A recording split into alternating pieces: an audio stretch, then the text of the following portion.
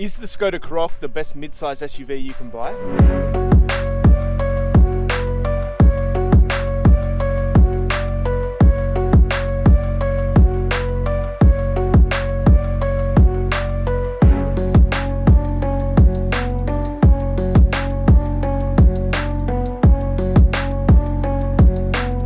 Now these things are technically classified as mid-size SUVs, but when you see them in person, they're actually more on the compact side. There's now 3 Karoqs in the range. There's a new base model Karoq, which starts at $39,990, under $40,000 for a European mid-size SUV. You've also then got the Style, which has always been there, which starts at $45,490 from memory. And then there's this one, which starts at $52,990. It's the Sportline. Now, above and beyond what the other ones get, this one gets 19-inch alloy wheels. You've got matrix LED headlights here. You also get a whole lot of black styling. You get the Sportline badging here and on the door sill down there. Also all this black badging along here. So at 53 grand, let's call it 53 grand, that's it's in line with things like the RAV4 Edge. Actually, it could be a bit cheaper than that. And the Mazda CX-5 Akira. Well, not this one, because this one has a few extra goodies added onto it, like the $5,700 premium pack, which gets you a bunch of goodies, things like this heated insulated windscreen, you get adaptive suspension, and yeah, a bunch of other things as well we'll get into later in the video. This Phoenix orange as well, which looks really, really nice, like a burnt orange. That's going to set you back $1,100 as well. So all in all, this thing is $59,290 for this exact spec that is in front of us. Anyway, it's Sunday, it's a day of rest. We're going to go for a drive, we're going to get some lunch, some coffee, and if you're still watching this video, you're coming with us, so let's go. So while we're sitting in some traffic, just making our way onto the motorway, it's a good opportunity to talk about the gearbox, because this comes with a 7-speed dual clutch, and now dual clutches are pretty good when you got your foot down, but at lower speeds, they can sometimes have do some funny things. But Skoda have actually sorted out a lot of gremlins with this. It's good at low speeds and with your foot down too. So around town as a family car or just a city cruiser, the transmission behaves really, really well. And that's good because the 2-litre turbo petrol engine in this is pretty punchy too. It's 140 kilowatts, 320 newton meters, which means it's probably one of the more powerful cars in this segment. It comes with 4-wheel drive as standard too. And fuel consumption is rated at 6.6 litres per 100. Now, I've been driving this a fair bit since we've had it, and I'm averaging 8.5, but that has been a bit of city driving, so maybe when we get out on the motorway and get down to Berrima, that will have leveled out a bit more. It's worth noting too that that's been done in normal mode too, so you've got a bunch of different drive modes. You've got Eco, Comfort, Normal, Sport, Individual and Snow.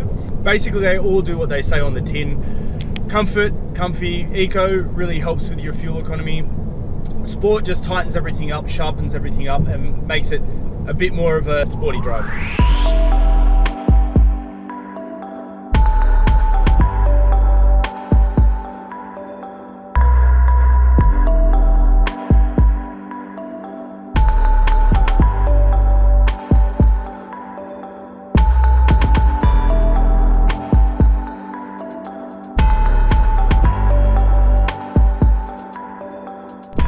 Been in enough cars now. This is your vibe. What do you reckon about this? What's the ride like? Yeah, it's really smooth. I think it's good. Yeah, better than the CX-5? Oh, that's a hard one. How are the seats? I don't think the seats could be comfier. Oh yeah? I don't think they're that comfy. You like the heating in them? The heating's great, especially in winter. What would you give it out of 5 stars? I don't give stars. Maybe a 3.5, 4? Out of 5? Out of 10 then? Is it easier out of 10? Maybe a 7.5? 7.5. There you have it. And what should people do if they're watching this video? They should just subscribe to this channel. There you go. You heard the boss.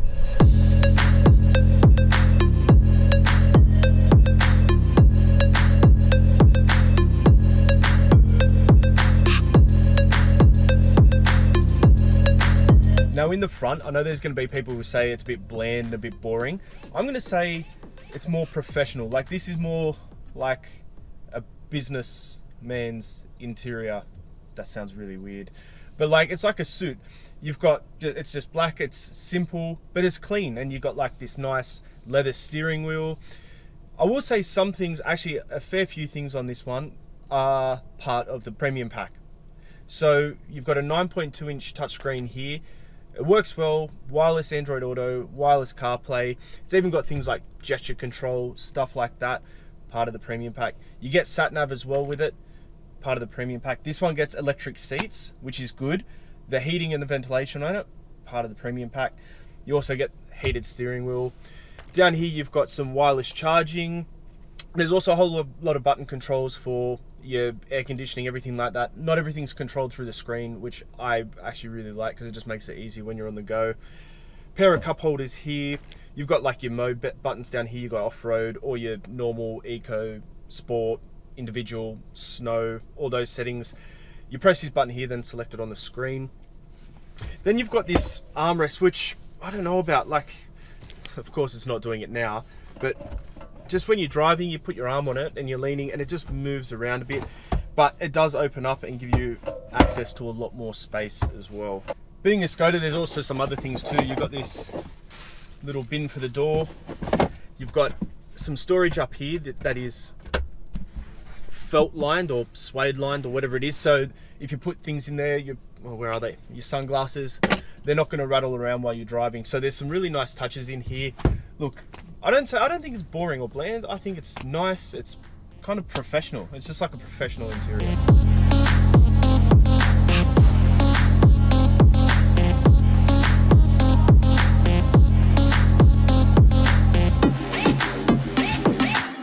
All right, let's see how this camera angle goes. There's no sunroof fitted this one, so I can't put the camera up there.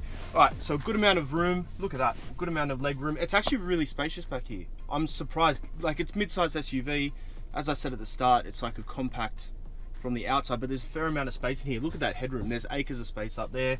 Good amount of knee room, acres of toe room. Cup holders. You've also got heated outboard seats here, which are really nice. It's been pretty cold, so the heated steering wheel, heated seats have all come in handy since I've had this car. But again, that is part of the premium pack, the $5,700 premium pack. Apart from that, down here you've got a 12-volt socket, and that is kind of it. Just some lights up here really, but still plenty of space for the kids, for the family. No one's going to be uncomfortable here on longer trips. You also get a bit of a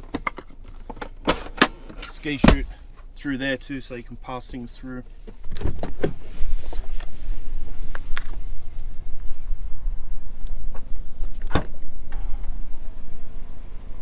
I've had to reposition the car because that lighting was shocking. Anyway, in the back here, you've got one of the largest boots in the segment. So you've got 521 litres here. If you fold down the back seats, which you can do with these latches here, you get 1,630 litres. You've also got this racking system here, which you can hang shopping and things on. And there's also just little nooks and straps, so you can keep things stowed away well. 12-volt socket as well here. Underneath the boot, you get a space-saving spare, so you don't have to worry about repair kits. Now, it's worth keeping in mind, if you do carry a lot of cargo boxes, things like that for work, that this one doesn't come with the VarioFlex seats.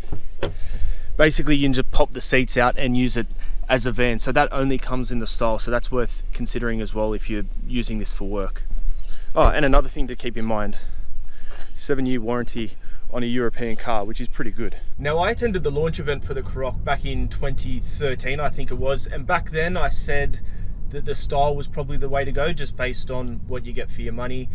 Now I'm torn. I've spent a bit of time with this car, and I'm surprised to be saying this, for an SUV, I'm actually not minding driving it. I'm enjoying driving it, but I am torn. I think under $40,000 for that entry level, I think that is a bit of a bargain. But if you do enjoy driving and you do enjoy, you know, being a bit more sporty, I suppose, or the appearance of your car matters to you, and this does look quite good. Not just this color, but the 19s as well with that premium pack. I'm torn. Let me know what you think in the comments with the price I said for this one and the entry level. What would you pick?